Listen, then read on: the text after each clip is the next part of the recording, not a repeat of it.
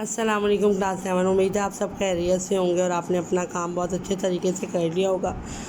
سب سے اونچا یہ جھنڈا ہمارا رہے کہانی کی تمام چیزیں ہم لوگ اپنی کاپی پہ بھی کر چکے ہیں، اس کے سوال جواب، اس کے مشقی سوالات، تمام چیزوں کو میں آپ کو اچھے طریقے سے کروا چکی ہوں۔ وہ تمام بچوں کی کہانی ہر چیز کے ساتھ مکمل ہونی چاہیے۔ اور آج ہم آپ کی کتاب کا صفحہ نمبر پڑھیں گے 70، اور اس میں آپ کے ٹاپک ہے کہ یہ جاؤ کوشش میرے دوست تو۔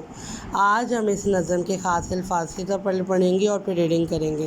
خاص الفاظ میں لٹیا ڈبو دینا، متصل، اضطراب، قلق، رمق، سبقت۔ لٹیا ڈبو دینا، متصل، اضطراب، قلق، رمق، سبقت۔ دکان بند کر کے رہا بیٹھ جو، تو دی ہے اس نے بالکل ہی لٹیا ڈبو۔ نہ بھاگو کبھی چھوڑ کے کام کو، توقع تو ہے خیر جو ہو سو ہو، کیے جاؤ کوشش میرے دوستو۔ جو پتھر پہ پانی پڑے متصل، تو بے شبہ گھس جائے پتھر کی سل۔ رہو گے اگر تم نہیں مستقل، تو ایک دن نتیجہ بھی آ جائے گا مل، کیے جاؤ کوشش میرے دوستو۔ یہ معنی کہ مشکل بہت ہے سبق، برا ہے مگر اضطراب اور قلق۔ دوبارہ پڑھو پھر پڑھو ہر ورق، پڑھے جاؤ جب تک ہے باقی رمق، کیے جاؤ کوشش میرے دوستو۔